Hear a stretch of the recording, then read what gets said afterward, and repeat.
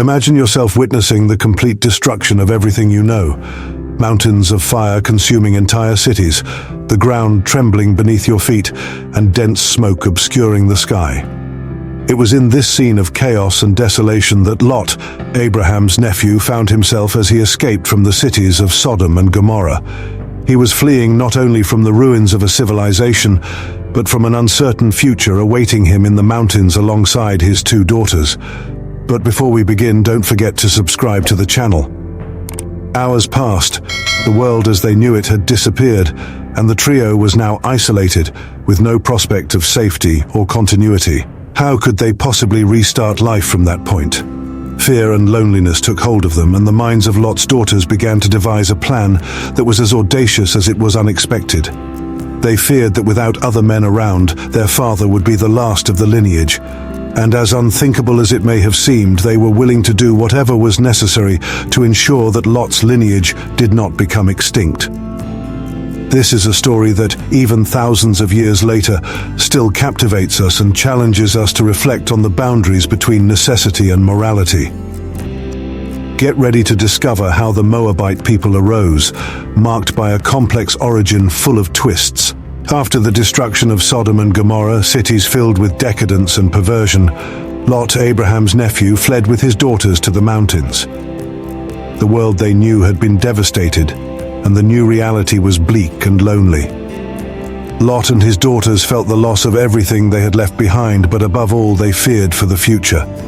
The two daughters, now with no prospects of finding new companions, began to worry about the continuation of their lineage. Isolated and hopeless of finding other men in that desolate land, Lot's daughters made an extreme decision. They believed that the only way to keep their father's descendants alive was to take desperate measures to ensure the future of the family. One night, the eldest daughter suggested a plan to which the younger eventually agreed. They intoxicated their father with wine so that he would not be aware of what was happening. With Lot in a state of unconsciousness, the eldest daughter lay with him and thus conceived a child. The next night they repeated the same act, this time with the younger daughter. From these incestuous relations, two boys were born. The first was named Moab, the eldest, who grew up and became the patriarch of his own nation, the Moabites. The second, named Ben-Ami, became the founder of the Ammonites. The two tribes, although close in origin and proximity, would eventually take different paths and even become involved in conflicts with the descendants of Abraham. Moab, the firstborn, grew up and led his people, who settled in the land east of the Dead Sea. This mountainous territory would become the home of the Moabites, who developed their own distinct culture, but always marked by their singular and controversial origin. The Moabite people over the centuries would become known for their resilience and strength, but also for their complex relationships with the Israelites, the descendants of Abraham. Thus begins the story of the Moabites, a nation born from the ashes of Sodom and Gomorrah and a desperate plan to preserve a lineage. The narrative remains a reminder of the choices we make, of hope in dark times, and of the repercussions that can last for generations. Throughout the Old Testament, the Moabites appear as frequent enemies of Israel.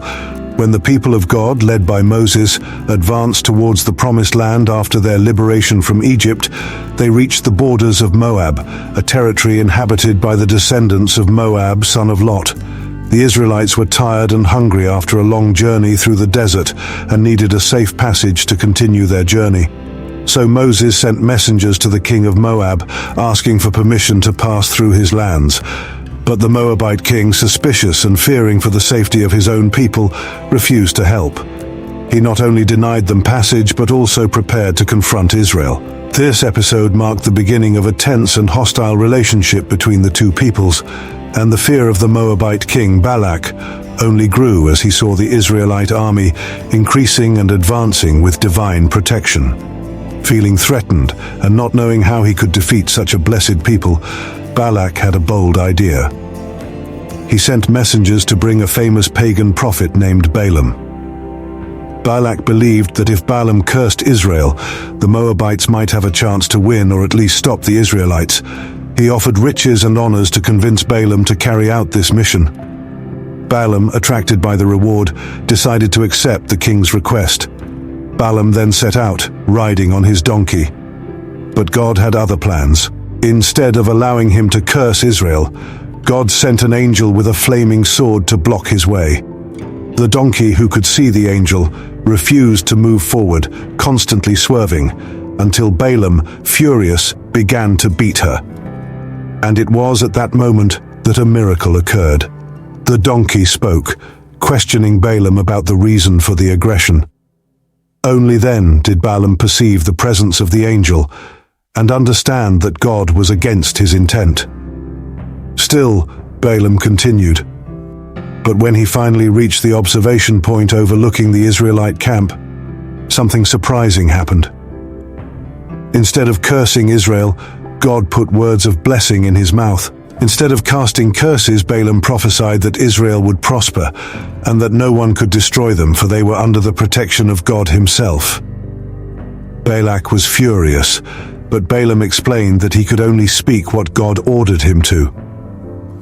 This remarkable event not only humiliated the king of Moab, but also reinforced the image that God was with Israel, regardless of the attempts of their enemies. Although the Moabites continued to be a threat over the years, the episode of Balaam and Balak served as a powerful reminder that no plan against God's people could prosper. During the Israelites' journey toward the Promised Land, they arrived at a place called Shittim, where they camped on the banks of the Jordan River. The scene was one of rest after a long pilgrimage, but a shadow loomed over that place. The people of Moab, especially the Moabite women, looked with curiosity and interest at the Israelite camp. The women of Moab, with their beauty and seductive behavior, began to approach the men of Israel. They wore exotic clothes and used strong perfumes that caught the attention and senses of the Israelites. With gentle words and provocative smiles, they invited the men to celebrations and banquets in honor of their god Baal-peor. The men of Israel, fascinated and attracted by the Moabite seduction, began to participate in these rituals. At first, they thought it was just a way to entertain themselves and experience a different culture. However, what seemed like a simple celebration quickly turned into a plunge into idolatry and immorality. The Moabite women not only offered food and wine, but also invited them to worship Baal-peor, the Moabite god, symbolizing fertility and carnal pleasures. The worship involved sacrifices and rituals that went against everything the God of Israel had taught his people. These rituals were full of immoral practices, and the men of Israel, overcome by temptation, forgot God's commandments. The spiritual infidelity of the Israelites at Shittim aroused God's wrath. He had brought them out of Egypt and guided them through the desert, protecting them and ensuring their sustenance. But there, in Shittim, the people turned their backs on him and gave themselves to the worship of false gods. As a consequence, God sent a plague upon the camp which spread quickly, leading many to death. The event at Shittim not only brought physical pain to the people of Israel because of the plague, but also deep repentance. Moses, seeing the situation, summoned the leaders of Israel and asked them to punish all those who had been involved with Baal-peor, purging the people of pagan influence. It was at this moment of great crisis that Phinehas, grandson of the high priest Aaron, took decisive action. He saw an Israelite man bringing a Moabite woman into his tent, in full view of everyone, openly disrespecting the covenant with God.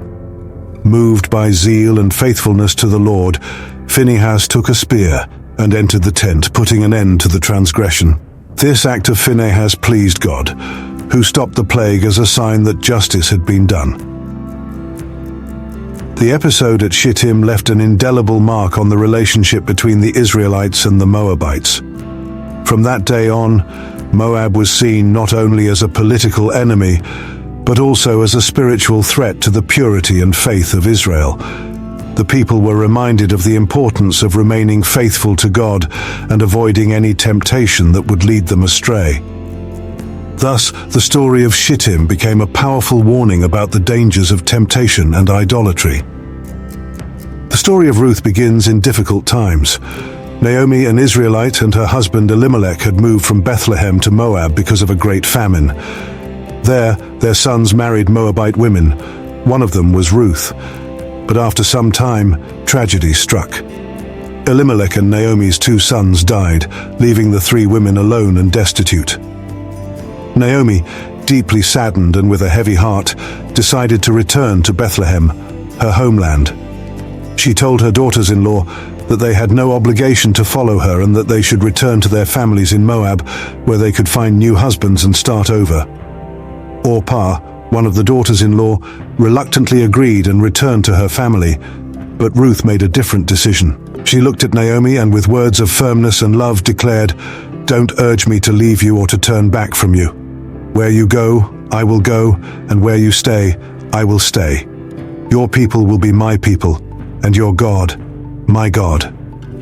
These words marked Ruth's commitment as she not only chose to follow Naomi, but also committed herself to serve the God of Israel, renouncing her own gods and customs. This faithfulness, coming from a Moabite woman, surprised Naomi and showed the depth of Ruth's heart. When they arrived in Bethlehem, the 2 faced the harsh reality of being widows and poor. They depended on the harvest in the fields, where Ruth gathered the leftover grains left by the workers. It was there that Ruth caught the attention of Boaz, a relative of Naomi, a respected and generous man. Boaz noticed Ruth's dedication and care for her mother-in-law, and impressed by her kindness allowed her to glean freely in his field, protecting her and ensuring that she was treated well. Naomi realized that Boaz could be the kinsman redeemer for their family, someone who, according to Israelite law, had the right to marry Ruth to ensure the continuity of the family line. She then instructed Ruth to approach Boaz in a respectful and symbolic manner, to demonstrate her intention to be redeemed by him. Boaz, understanding her request, accepted and acted with integrity, honoring his responsibility and wishing to protect Ruth. They married and had a son named Obed. This boy would become the grandfather of the future King David, placing Ruth, the Moabite, in the genealogy of the Messianic line.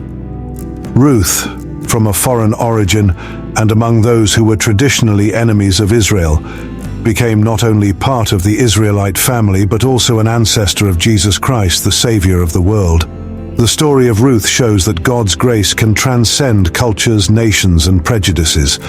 God does not look at a person's origin, but at their heart and the sincerity of their faith. Ruth the Moabite is remembered as a powerful example of loyalty, love, and redemption, showing that even among the enemies of Israel, God can act with mercy and bring blessings that extend for generations. During the reign of David, Israel experienced a period of unparalleled expansion and strengthening. David, known for his courage and military skill, spent years consolidating Israel's power and ensuring the safety of his people. He had faced many challenges since his youth, when he defeated the giant Goliath, but now as king he was unbeatable. As he expanded Israel's borders, David turned his attention to neighboring nations, including Moab. The Moabites, who historically had tense relations with Israel, became one of David's main targets. Although there was an ancestral connection between the two peoples, as Ruth, David's great-grandmother, was a Moabite, the relationship had deteriorated over the centuries due to conflicts and betrayals. Now the Moabites were once again at the center of David's military strategy, as he sought to secure peace and Israel's supremacy in the region. The Bible reports that David marched with his army to Moab and, after a decisive battle, defeated the Moabites. David's military might was immense, his army was well trained and determined, and under his leadership they managed to subdue Moab. In an act of domination, David imposed strict control over the Moabite territory, ordering that the survivors be divided into groups. Some were spared, while others were subjugated as servants of Israel. This episode marked the height of Israel's domination over its neighbors. With Moab under control, David ensured that the region became tributary to Israel. The Moabites now had to deliver part of their wealth as tribute to King David, a clear sign of their submission. This measure not only increased Israel's resources, but also served as a way to keep Moab under surveillance, preventing possible revolts and consolidating David's authority in the area. The domination over Moab, as well as over other surrounding nations, was essential for David to establish a strong and respected kingdom. Through his leadership, Israel came to be seen as a power in the region, and peace, at least temporarily, was maintained. However, the memory of Israel's domination over Moab lasted for generations, and the tension between the two peoples was never completely forgotten. David's reign and his victory over Moab are remembered as a symbol of his ability as a warrior and king, but also as a reminder that the conflicts and alliances between these peoples were complex and full of twists. This historical moment highlighted David's power and Israel's ability to assert itself before its enemies, ensuring its survival and prosperity in a world full of adversaries. Looking back, Moab had been under Israel's control for generations. Since King David had subjugated the region, Moab had been forced to pay annual tributes that included rams and wool, valuable products that sustained the opulence of the Israelite kings. For the Moabites, submission was a constant reminder of their inferiority and lack of freedom. Even after so many years, the pain of domination had not faded, and the people longed for a leader who could break Israel's chains. With the death of Solomon, the great and wise king of Israel, the nation divided, weakening its influence. Mesha, the young and determined king of Moab, realized this was the opportunity he had been waiting for. He didn't see the division of the kingdom as Israel's problem, but rather as the sign that Moab would finally have a chance to regain its independence. Mesha had grown up hearing stories about the times before domination, when Moab was free to worship Chemosh without the interference of the Israelites, and he longed to restore that pride to his people. Mesha knew that to free Moab, he would need more than just brute force. He began gathering his army, which had been reinforced and trained over the years in secret, and prepared a meticulous strategy. Mesha would not attack Israel directly. He planned to first retake the occupied Moabite cities and destroy the Israelite fortresses on the borders. He knew that if the Israelites tried to react, they would be weakened by the division and disputes between the northern kingdom and Judah. The rebellion began in the darkness of night.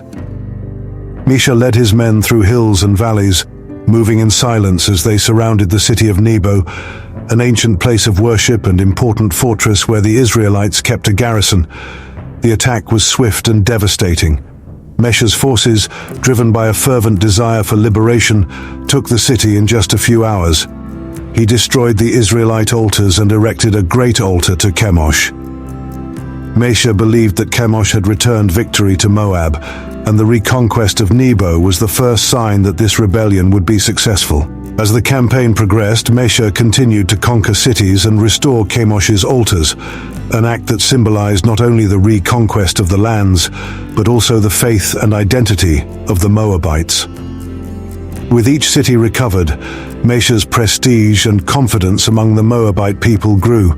They saw him as a liberator, a king who brought back dignity and sovereignty to a nation that had long been reduced to a tributary state. After months of intense fighting, Moab's control over its territory was restored. Israel, divided and weakened, did not have the strength to recapture the lost territory. Mesha, now certain that he had fulfilled his objective, ordered the creation of the Mesha Stele, a large stone block that recorded his victories, detailing how he had challenged Israel and restored Moab. The stele proclaimed that Chemosh had driven out the Israelites and restored Moab's freedom, a clear declaration of triumph and independence. The Mesha Stele, discovered centuries later, became a crucial piece in confirming the events narrated in the Bible, offering a view of the rebellion from the Moabite perspective. In the inscriptions, Mesha proudly describes how he defeated Israel, sacrificed prisoners, and offered tributes to Chemosh, transforming the act of rebellion into an event of great religious and cultural significance for his people. Mesha's victory over Israel not only marked the end of years of oppression, but also strengthened the Moabite identity and devotion to Chemosh. Although Moab continued to be a frequent enemy of Israel, the nation now had the strength and pride that had long been denied to them. This resistance inspired generations, reminding the Moabites that even in the face of powerful adversaries, it was possible to fight and win. The story of Mesha and his rebellion against Israel highlights not only the persistence and cunning of a leader, but also the strength of a people in search of their autonomy. Moab, for the first time in a long while, was free, and Mesha's struggle would become a legacy of resilience and sovereignty that would never be forgotten. The history of Moab and Israel is filled with conflicts and tensions. However, more than the physical battles, what stood out were the spiritual struggles and the choices the Moabites made over the centuries. The prophets Isaiah and Jeremiah brought messages that foretold a tragic end for Moab, highlighting their spiritual and moral failures as the main cause of their downfall. Isaiah, a prophet of God, lived at a time when Moab was still a relatively prosperous and proud kingdom. The Moabites, with their devotion to Chemosh and their arrogance, believed they could withstand any adversity. Isaiah, however, saw that this excessive confidence in themselves and in false gods would lead them to an inevitable fall. He declared that Moab would be devastated, and that its people would cry at the altars of their idols, which would be powerless to save them. Isaiah described how the cities of Moab would become desolate, how the pride of the people would be humbled, and how their harvests and riches would disappear. He spoke of devastated fields, rivers turning into places of lament, and inhabitants wandering aimlessly, as if the entire structure of the kingdom had been uprooted. The prophet saw clearly that Moab, due to its arrogance and reliance on idols, was headed for destruction. Jeremiah, another prophet sent by God, followed years later with an even more forceful prophecy. He saw Moab's downfall not just as a matter of pride, but as a direct consequence of their idolatry. Jeremiah prophesied that Moab would be overthrown and shamed, that its cities would be reduced to ruins, and that its people would lose what they valued most. Jeremiah's words were like a warning to the Moabites, pointing out that trusting in Chemosh and their political alliances would not protect them. He declared that Chemosh would be taken into captivity, and that the Moabite priests and princes would not escape the coming destruction. The prophecies of Isaiah and Jeremiah were fulfilled with precision. Moab's arrogance and trust in gods of stone and metal left them unprotected, and soon foreign invaders rose against them. The records show that eventually Moab was destroyed and ceased to exist as an independent and powerful nation. Its once prosperous cities were reduced to dust. Those who had once prided themselves on their strength and independence were scattered, and over time the name of Moab disappeared from maps and records. These prophecies and the fate of Moab offer a powerful and enduring lesson. The history of the Moabites serves as a clear warning about the consequences of turning away from the true God and trusting in idols and fleeting alliances. The Moabites did not heed the warnings of Isaiah and Jeremiah, and thus they suffered the consequences of their pride and idolatry. Moab's legacy reminds us that any nation or person who strays from truth and humility is destined for an inevitable fall, no matter how strong and secure they may seem. The messages of Isaiah and Jeremiah are timeless, as they show us that true strength does not lie in wealth, alliances, or idols, but in placing oneself under the protection of the true God.